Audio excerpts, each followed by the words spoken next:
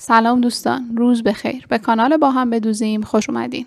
امروز میخوام بهتون نشون بدم که چطور با این پایه که تو دستمه و بهش پایه دوخت دکمه میگن میتونیم دکمه لباس هامون رو بدوزیم. شاید به نظر شما دوخت دکمه با دست خیلی ساده باشه و نیاز به کار با چرخ خیاطی نداشته باشه، اما اگه دوخت دکمه با این پایه رو امتحان کنید میبینید که دوخت‌ها چقدر سریع و در این حال خیلی تمیز انجام میشه.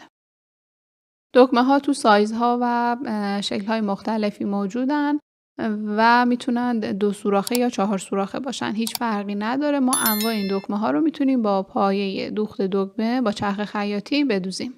ابتدا پایه رو در حالی که چرخ خیاطی خاموشه از چرخ جدا کنید.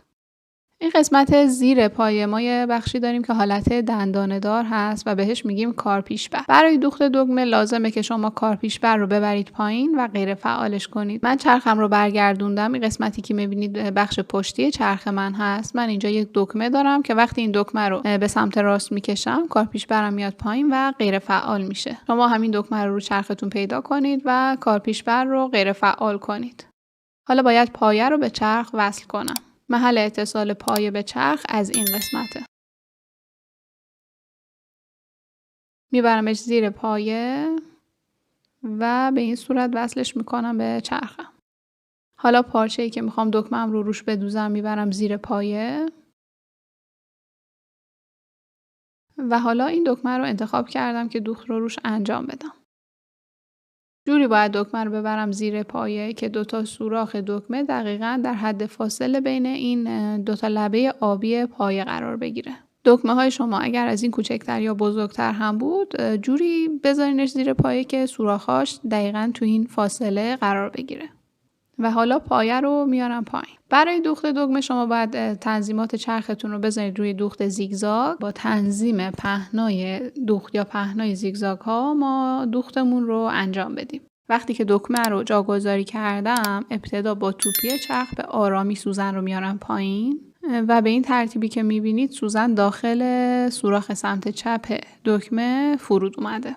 حالا فرض کنید که من سوزن رو آوردم پایین و دقیقاً داخل سوراخ پایین نیاد.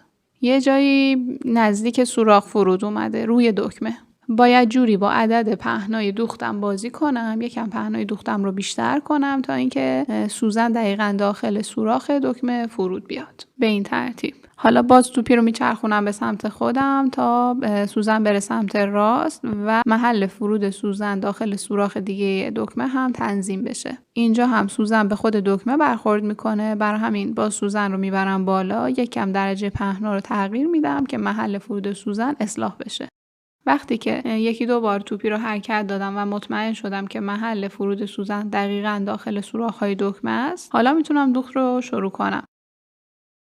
سرعت دوخت رو روی کمترین سرعت تنظیم میکنم و چند تا بخیه میزنم.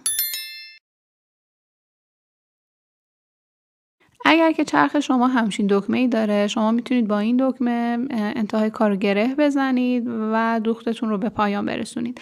اگر این دکمه رو ندارین بریم که بهتون نشون بدم باید چه کار انجام بدید. وقتی که دوختتون به پایان رسید سوزن رو میبرید بالا.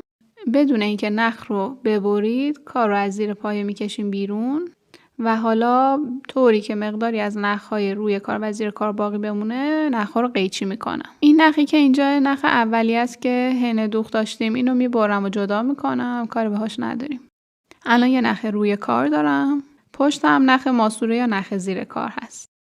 من نخ زیر کار رو با دستم یکم میکشم. همونطور که میبینید یک حلقه یا یک زنجیره‌ای اون انتها ایجاد شده. من این حلقه رو به آرامی میکشم. در واقع این نخ روی کاره. به آرامی جوری که پاره نشه میکشمش و میارمش پشت کار.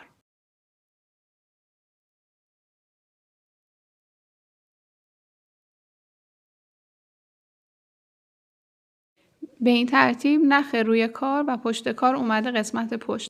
حالا باید این 2 تا نخ رو 2 بار به هم گره بزنم که دوختم محکم بشه. یه گره دیگه هم میزنم که کاملا محکم باشه.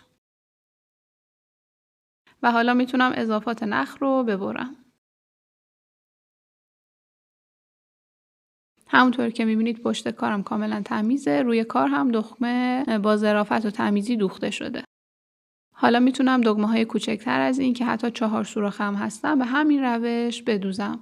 میتونید یک بار از این ور دوخت بزنید، یک بارم به صورت ضربدری رو دوخت اولی.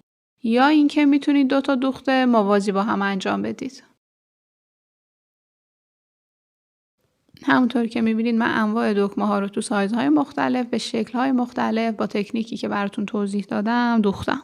امیدوارم این آموزش براتون مفید باشه. شما با انواع چرخ‌های ژانومه و خانگی میتونید با کمک این پایه دوخت دکمه رو انجام بدید. اگر سوال یا نظری دارید حتما تو قسمت کامنت ها برام بنویسید. ممنون که ویدیو رو لایک میکنید و کانال با هم بدوزیم و سابسکرایب میکنید. ممنون از همراهیتون.